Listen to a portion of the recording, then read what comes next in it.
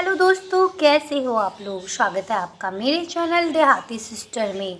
जैसा कि पिछले वीडियो में लगातार आप सब मुझे प्यार और सपोर्ट दे रहे हैं और आपके ही कहने से मैं अपना नोट्स शेयर करने जा रही हूँ। तो आज हम लोग पढ़ेंगे एंशिएंट हिस्ट्री का चैप्टर नंबर 1।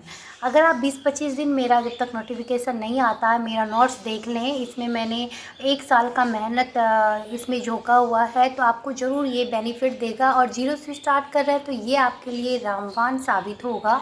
इससे पहले अगर आप मेरे चैनल पर नए हैं तो चैनल को सब्सक्राइब कर ले, बेल आइकन को प्रेस कर ले और वीडियो में लास्ट तक बने रहें। आप स्किप करके बिल्कुल भी ना देखें और जैसे मैंने नोट्स बनाया है आप अपने राइटिंग में अपने सुविधा अनुसार इसे तैयार कर लें।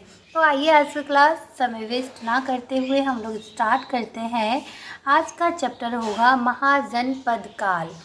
ये महाजनपद काल एंशिएंट हिस्ट्री का चैप्टर नंबर यानी क्लास 1 है, जो मैंने कोर्स में पढ़ा था। और इसमें बहुत सारा जो ग्रीन से लिखा हुआ होगा ना, वो सब मैंने बाद में इसमें ऐड किया। जैसे मुझे प्रैक्टिस सेट में मिला या फिर मुझे लूसेंट में नया क्वेश्चन मिला या फिर कहीं से मैंने किसी की यूट्यूब में पढ़ा नया मुझे लगा, तो इसमें मैंने ऐड किया है। तो थोड़ा आपको ये गिजा गिजा लगेगा, लेकिन इसी से मैं इसलिए पढ़ा रही हूँ ताकि आप भी देखें नोट्स कैसे बनाया जाता है। जैसे मैं बनाती हूँ थोड़ा थोड़ा पेज में छोड़ते जाती थी, तो उसमें मैंने ऐड करते गई है। उसमें मैंने लास्ट तक आप देखेंगे कि बहुत सारा क्वेश्चन ऐसा मिलेगा जो आपको कहीं नहीं मिलेगा, वो मेरे नोट्स में आपको देखने के लिए मिलेगा। तो आप भी ऐसे नोट्स बना लें और इसको आराम से आप पढ़ें। तो चलिए आज हम लोग पहला क्लास स्टार्ट करते हैं। तो चलिए आज का क्लास हम लोग शुरू करते हैं। जन की उत्पत्ति हुई है ऋग्वेद से 1500 से 1000 BC तक, और वही जन जनपद में बदल जाता है, वन नहीं बदल जाता है जन में उत्तर वैदिक काल में, जो कि 1000 BC से 600 BC तक चला है। महाजनपद पहले जन की उत्पत्ति हुई, फिर उससे जनपद का निर्माण हुआ, फिर उससे महाजनपद का। तो जन महाजनपद में बदल जाता है बौद्ध धर्म में 600 BC में। बौद्ध धर्म यानी जब बुद्ध का जन्म हुआ था तभी हुआ था 600 ईस्वी में इसका निर्माण हुआ था। बौद्ध धर्म अंगुत्तर निकाय में 16 महाजनपद हैं। जैन धर्म में भगवती सूत्र में 16 महाजनपद है। वही तमिल ग्रंथ में भी तमिल ग्रंथ है शिल्पदिगारम, उसमें 3 महाजनपद है, जिसमें कि इन महत्वपूर्ण है तीनों मगध, वत्स और अवंती। ये तमिल ग्रंथ में है। और बौद्ध धर्म में इसे अंगुत्तर निकाय में संकलित किया गया 16 महाजनपद को। तो आइए हम लोग कुल 16 महाजनपदों को अभी एक एक करके पढ़ना स्टार्ट करते हैं। तो कुल महाजनपदों की संख्या है 16, जैसा कि ऊपर हम लोगों ने पढ़ा भी है। तो पहला महाजनपद 14 महाजनपद जो है राजतंत्रात्मक, इसमें राजा का शासन था।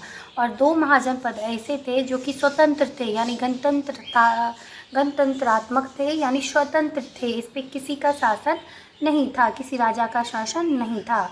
तो पहला हम लोग पढ़ेंगे, पहला महाजनपद जो है कंबोज। देखिए ये पाकिस्तान में है। ये महाजनपद मतलब 2 महाजनपद पाकिस्तान में है, जिसमें पहला कंबोज है और दूसरा है गंधार, मतलब दोनों पाकिस्तान में है। पहला कंबोज को हम लोग पढ़ेंगे, 16 को भी हम लोग कंप्लीट करेंगे। ये एनसीईआरटी में भी दिया हुआ है और लूसेंट बुक में भी है, तो इसको पढ़ना बहुत ज़रूरी है। पहला कंबोज है, जिसकी राजधानी बार बार पूछी जाती है, कंबोज की राजधानी कहाँ है, तो राजपुर या हाटक है। और इसकी विशेषता क्या है, मतलब इस महाजनपद की विशेषता क्या है, तो चाणक्य ने कंबोज के निवासियों को, ये बार बार पूछा जाता है कि चाणक्य ने कंबोज के निवासियों को क्या कहकर पुकारा था, तो वात्स्त्रोपविजी कहा था। अब देखिए एक चीज़ मैंने ऊपर में छोड़ा है, इसे भी आप ज़रूर नोट आउट करिएगा कि जो ये राजतंत्रात्मक है अभी मैं पढ़ाऊँगी, और जो गणतंत्रात्मक है उसमें 2 महत्वपूर्ण है। कभी कभी ये भी पूछता है गणतंत्रात्मक महाजनपद कौन से नहीं है, तो वजी और मल दोनों गणतंत्रात्मक है, आप उसको भी लिख लीजिएगा। तो अगला है कि कंबोज के लोगों के जीविका का प्रमुख साधन क्या था, यानी कंबोज के जो लोग थे वो अपनी जीविका को मतलब जीने के लिए क्या क्या करते थे, तो वो क्या करते थे कि कृषि करते थे, पशुपालन करते थे, व्यापार वाणिज्य हथियार बनाकर बेचना, यही सब कार्य वो सब करते थे। दूसरा महाजनपद है गंधार। गंधार महापर्ल इसे दो भागों में बांटा गया है। गंधार को दो भागों में विभक्त किया गया है, विभाजित किया गया है, उत्तरी गंधार और पश्चिमी गंधार। तो उत्तरी गंधार की राजधानी तक्षशिला थी, वहीं पर पश्चिमी गंधार की राजधानी पुष्पकलाव थी। इसकी पहचान 4 सदा में की जाती है। ये भी बहुत बार पूछा गया है। पाकिस्तान के पेशावर ज़िले में ये पड़ता है गंधार। गंधार कहाँ पड़ता है ये जानकारी के लिए है, अभी तक तो पूछा नहीं गया, लेकिन हो सकता है आपसे पूछ लिया जाए कि गंधार कहाँ पड़ता है। तो पाकिस्तान के पेशावर ज़िले में पड़ता है। 4 सदा के राजा, मतलब 4 सदा जो यहाँ है इसकी पहचान की गई थी। 4 सदा के राजा जो थे पुष्कर सारिन थे, और भारत में पुष्कर सारिन को किसने हराया था?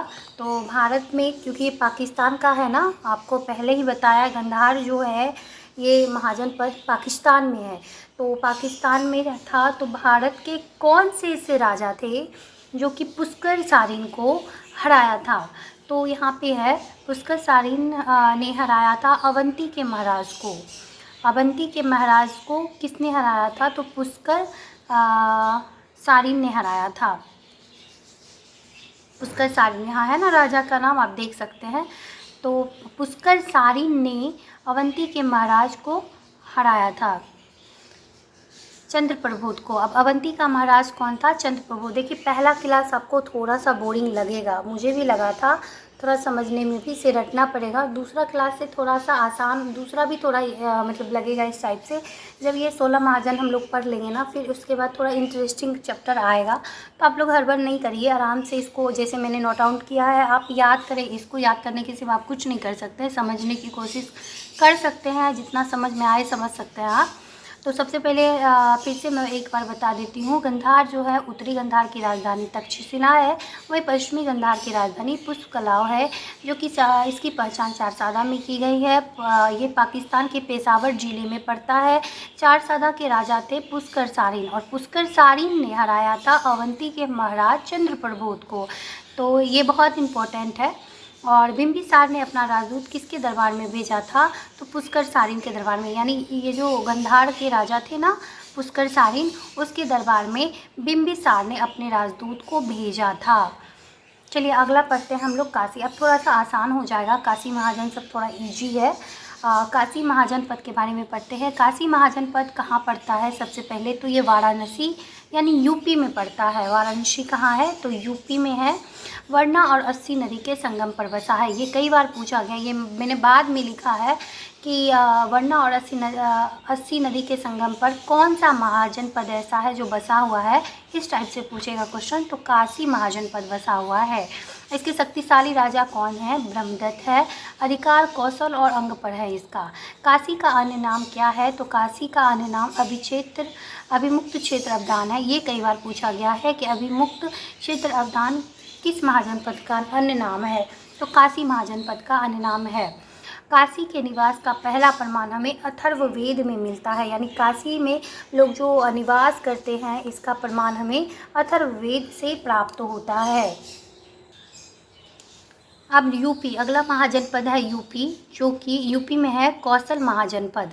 यूपी में है कौशल महाजनपद। काशी भी था यूपी में ही, वाराणसी में। वहीं पर कौशल महाजनपद यूपी में पड़ता है। राजा है कंस, और पुत्र उसके, कंस के पुत्र हैं प्रसन्नजीत, और पुत्री है महाकौशला।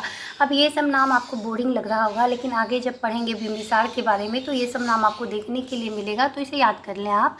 इसकी राजधानी यानी कौशल महाजनपद की राजधानी श्रावस्ती है, उत्तरी राजधानी, और दक्षिणी है कुशावती।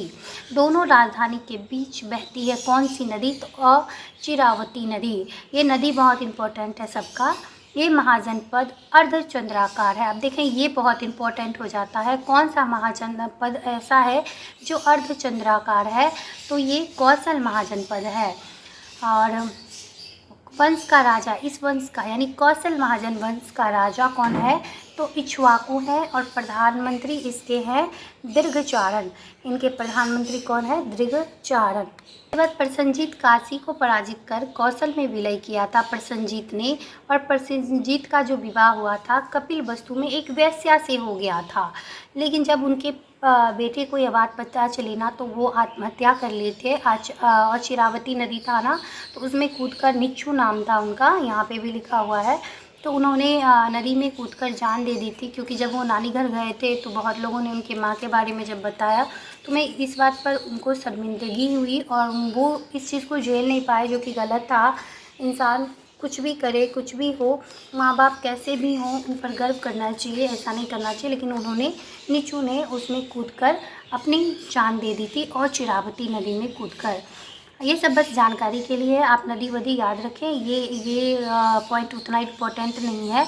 अगला महाजनपद है अंग महाजनपद, जो कि मुंगेर और भागलपुर में पड़ता है, जिसकी राजधानी चंपा या चंपापुरी है, जो मालिनी नदी के तट पर बसा है। यहाँ पर मालिनी नदी इम्पोर्टेंट है। उसका प्राचीनतम नाम मालिनी ही है। अंग महाजनपद 6 महासागरों में है। इसके प्रथम राजा ब्रह्मदत्त है, बेटा दतिवाहन है। किसके? अंग महाजनपद के। अब चलिए अगला है वत्स महाजनपद। देखिए अब थोड़ा इजी हो गया होगा, तभी थोड़ा सा भारी लगेगा। पहला चैप्टर मुझे भी बहुत भारी लगा था, पहले दिन मैं बोर हो गई थी, दूसरे दिन भी बोर हुई हूँ, उसके बाद थोड़ा थोड़ा ईजी हो गया था मेरे लिए। और अगला महाजनपद है वत्स महाजनपद, जो कि यूपी में पड़ता है। राजधानी है कौशाम्बी, जो कि यमुना नदी के तट पर बसा है, और इसके राजा है उदयन। महात्मा बुद्ध के ये समकालीन है। कौन? ये राजा उदयन। कौन? महात्मा बुद्ध के समकालीन है उदयन। उदयन बहुत बड़ा संगीत प्रेमी था। अब देखिए उदयन आपको नाम आपने पहली बार तैयारी करेंगे तो पहली बार सुने होंगे, लेकिन जब आगे पढ़ेंगे ना तो इनका एक टॉपिक ही आएगा, इनके बारे में सब कुछ पढ़ना पड़ेगा आपको, तो नाम यहाँ पे याद हो जाता है तो आगे पढ़ने में आपको आसानी होगी। तो उदयन जो थे ना, वो संगीत के बहुत बड़े प्रेमी थे, और उदयन का और वात्सदत्ता की प्रेम कहानी का उल्लेख स्वप्न वादता में लिखा गया है, जिसे कि भाष ने लिखा है। अब एक पुस्तक यहाँ पे आ गया जो कि बहुत इम्पोर्टेंट है, स्वप्न वादता लिखा है भाष ने। अब देखिए अगला महाजनपद है कौशाम्बी। कौशाम्बी जो था, कौशाम्बी बौद्ध जैन दोनों का प्रमुख केंद्र था। कौशाम्बी के बारे में ही हम पढ़ रहे हैं ना अभी। तो कौशाम्बी जो यमुना नदी के किनारे बसा था, जो कि वत्स महाजनपद का भाग था, तो वो जो था ना बौद्ध और जैन धर्म के लिए प्रमुख केंद्र था। अब अगला महाजनपद है कुरु महाजनपद। कुरु का विस्तार दिल्ली, मेरठ एवं थानेश्वर में हुआ है। इसके राजा कौरव हैं। यहाँ के लोग बल बुद्धि के लिए प्रसिद्ध थे। यानी कुरु महाजनपद जो था उसमें बल बुद्धि के लिए वहाँ के लोग बहुत प्रसिद्ध थे, और उसकी राजधानी थी हस्तिनापुर। राजधानी आप याद रखें। और उसका कुरु महाजनपद कि राजा कौन थे, बस ये रखें, और कोई इम्पोर्टेंट इसमें नहीं है। तो आज की क्लास में मैं यही ख़त्म कर रही हूँ। अगर आपको मेरा एक छोटा सा प्रयास, आप देख सकते हैं क्लास 2 मैंने भी दूसरे दिन लिया है, तो आप भी लें, क्योंकि इतना याद करना काफ़ी हो जाएगा एक दिन के लिए। और भी क्लासेस मैं डालूँगी तो सबको आपको देखना पड़ेगा, एक एक करके आप सबको देखें। तो अगर आपको मेरा एक छोटा सा प्रयास अच्छा लगा हो तो आप मेरे चैनल को लाइक करिए, सब्सक्राइब करिए, बेल आइकन को प्रेस करिए कि अगला वीडियो में जब डालूँ तो नोटिफिकेशन आप तक पहुंच सके, और जितना हो सके शेयर करिए, क्योंकि अभी नया नया चैनल मैंने खोला है। तो जितना सपोर्ट मुझे मिलेगा, जितना लोग मुझे प्यार करेंगे, उतना मैं मोटिवेट होंगी, और उतने अच्छे से मैं बोल पाऊँगी, उतने अच्छे से मैं शेयर कर पाऊँगी हर चीज़, और इसको थोड़ा प्रोग्रेस भी करूँगी। तो आई होप आप मेरी बातों को समझ रहे होंगे। तो प्लीज़ मेरे चैनल को प्यार और सपोर्ट दीजिए, इसकी बहुत ज़रूरत है इसे। Thank you so much last तक वीडियो में बने रहने के लिए।